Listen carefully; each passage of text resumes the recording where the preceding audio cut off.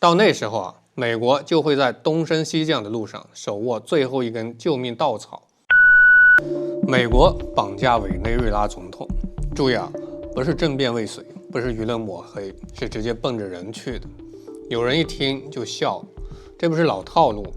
委内瑞拉都被制裁了多少年了，跟伊拉克、阿富汗这些，可我要告诉你一句可能扎心的话，如果你只把这事儿当成拉美狗血剧，那你就已经被信息战给缴械了。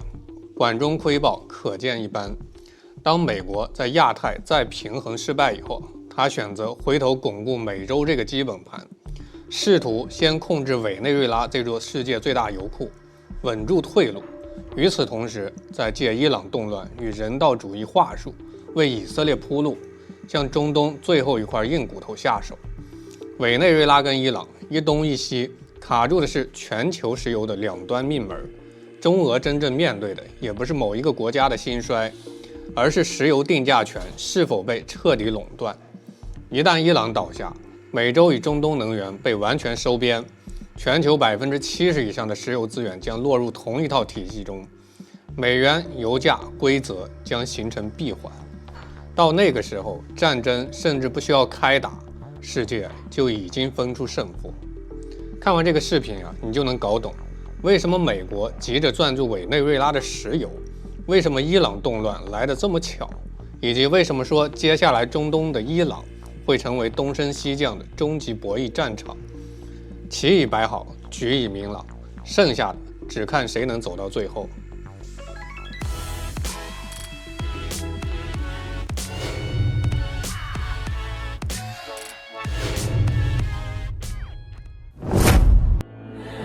大家好，欢迎来到老井，我是大钊。讲个笑话，有人问美国国务卿，你们亚太再平衡失败，接下来咋办？国务卿捋了捋头发说，简单，换个地方平衡呗。亚太水太深，我们把握不住火候，美洲都是自己人，好拿捏。结果转头就去招惹委内瑞拉，这哪里是平衡，分明是霸权碰瓷儿。话说回来，美国亚太再平衡失败以后开始玩美洲再平衡，而伊朗是最后一根不能倒的多米诺骨牌。咱们先回到一个被很多人刻意忽略的事实，过去10年美国在干什么？一句话总结，在亚太赌中国，在中东护以色列，在欧洲拴俄罗斯。可问题来了，亚太它赌住了吗？没有。中国制造业升级了，一带一路铺开了，人民币结算能源越来越多了，美国在亚太的平衡术已经从棋手变成了陪练。于是美国开始战略回撤加重心转移。那下一张牌是什么？答案只有一个，石油。委内瑞拉世界最大油库，给大家严谨科普一下委内瑞拉的石油家底。根据伦敦能源研究所的资料，委内瑞拉是欧佩克的5个创始国之一，已探明的石油储量约3030亿桶，占全球总储量的17%。这是个什么概念？比沙特阿拉伯还多，稳居世界第一。而且它还有个王牌，奥里诺科石油带，这里的超重油地质储量高达1.2万亿桶，就算按当前的技术水平，可开采的储量也有2350亿桶，把这部分加上，相当于整个中东石油储量的一半。那你说它该不该富呢？理论上富到流油，可现实呢？通货膨胀，货币崩溃，民生凋敝。为什么？因为他干了3件美国最不爱看的事儿。第一，石油国有化；第二，不听美国的话；第三，把石油卖给了中国、俄罗斯、印度。尤其是在第3条，直接踩雷委内瑞拉和中国、俄罗斯的关系，这也是美国急着动手的核心原因之一。曾经签署过400亿美元的大额贷款协议，用贷款支撑委内瑞拉的石油开发，而委内瑞拉则用石油来偿还。这种合作模式既帮了委内瑞拉缓解经济压力，也让咱们获得了稳定的石油供应，实现了双赢。现在俄罗斯还计划在加拉加斯设立区域总部，辐射整个南美业务。中俄跟委内瑞拉的能源绑定，直接戳中了美国的痛点。你想，美国本来想把美洲当成自己的后院，结果后院里出现了中俄的身影，这能忍吗？这就引出了美国的美洲再平衡阴谋。亚太再平衡失败以后，他发现自己在亚太地区的影响力越来越弱，被中俄挤得没地方去，于是就想转头巩固自己的基本盘美洲。这像什么？就像他在第一岛链混不下去了，只能跑第二岛链龟缩好。而委内瑞拉作为美洲的反美先锋，又手握世界第一的石油储量，还跟中俄走得近，自然就成了美国的眼中钉、肉中刺。所以这次传出绑架委内瑞拉总统的消息，根本不是什么偶然事件，而是美国想通过控制委内瑞拉政权，进而掌控其石油资源，把中俄挤出美洲能源市场，完成对美洲的重新掌控。讲到这儿，可能有家人会问，美国为啥不先搞定中东，反而先对美洲下手？孙子兵法说，先易后难，先近后远。美国这是想先稳住自己的后院，再集中精力对付中东的硬骨头伊朗。而更巧的是就在委内瑞拉局势紧张的时候，伊朗也爆发了3年来最严重的动乱。两件事几乎同时发生，你说这是巧合吗？大钊专门出了一期视频，大家有兴趣可以去补补。接下来咱们的重点聊中东的石油桶伊朗，这才是整个棋局的核心，也是美国跟以色列的终极目标。先给大家梳理一下伊朗动乱的来龙去脉。这次动乱始于2025年岁末，导火索是货币贬值跟物价飞涨。伊朗里亚尔兑换美元汇率跌到了142万比1的历史新低，短短6个月贬值56%，几乎被腰斩，通胀率高达42.5%，食品价格同比上涨72%，医疗用品上涨50%，普通民众月薪折合美元才100多，刚够基本的生活开支，有的商品价格甚至涨了10倍以上，出租车司机都抱怨乳制品价格涨了6倍，这日子没法过。表面上看，这是伊朗内部的经济问题，但背后绝对有美国的影子。大家想想，美国自2018年退出伊朗核协议后，就对伊朗实施极限施压，制裁它的石油出口跟金融渠道，直接导致伊朗外汇储备枯竭，经济结构失衡。再加上去年6月伊朗和以色列的12日战争，伊朗经济还没恢复过来，美国又在旁边煽风点火，只能说这动乱来的也太及时，正好在委内瑞拉局势紧张的时候爆发，摆明了是想两面夹击，让中俄顾此失彼。为什么美国和以色列都这么针对伊朗？因为在中东现在只剩伊朗能对他们构成威胁。都知道美国是以色列的好大儿，而以色列一直把伊朗当成头号敌人。之前的以伊战争隔空对轰，以色列最后停手也是心不甘情不愿。而伊朗对全球石油市场的影响比委内瑞拉还要关键，这才是美国最看重的。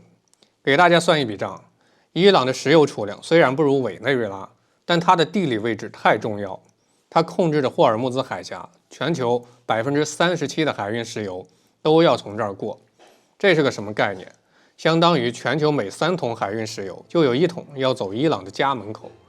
伊朗一旦出事儿，或者它威胁关闭霍尔木兹海峡，全球石油市场直接就会地震。有分析师预测，要是霍尔木兹海峡通行受阻，油价涨幅不会是2%，而是20%。到时候全球油价突破150美元一桶都不是梦。而且伊朗今年的石油产量也在回升。比利时智库的数据显示，伊朗今年的石油日产量激增了70万桶，第3季度原油出口量每天140万桶左右。虽然占全球供应量的1.4%，但在油价敏感的当下，这部分产量足以影响全球的定价。更重要的是，伊朗的石油主要卖给中国、印度等亚洲国家，这又和美国遏制中俄的战略冲突。美国想让全球石油资源掌握在自己的手里，自然不能容忍伊朗把石油卖给中俄。现在大家明白了，美国先抢委内瑞拉的石油，其实是在打预防针，先把美洲的石油攥在手里，确保自己就算在中东失守，也能退回美洲自保。然后就像特朗普说的，借救助伊朗和平示威者的名义，帮以色列攻击伊朗。特朗普之前放狠话，说如果伊朗政府镇压抗议者，美国将出手相救，已做好准备。这种话术是不是很熟？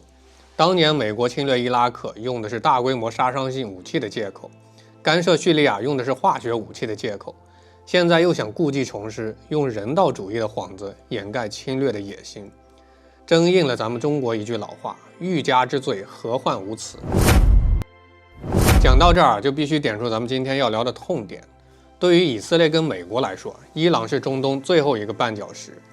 一旦伊朗战败，政权更迭成亲美派，他们就能扫清六合，彻底控制全球绝大多数石油资源。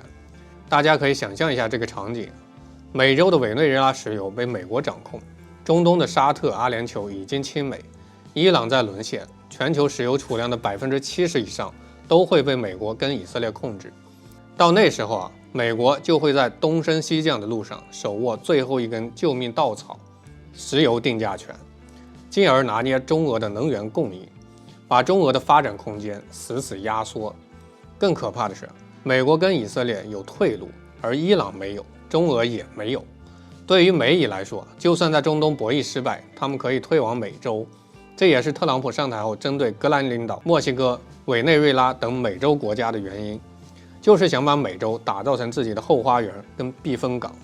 但如果伊朗失败了，中俄的处境就会非常艰难，能源供应会被卡脖子，中东的战略支点会丢失，全球影响力会大幅下降，再想破局就难如登天。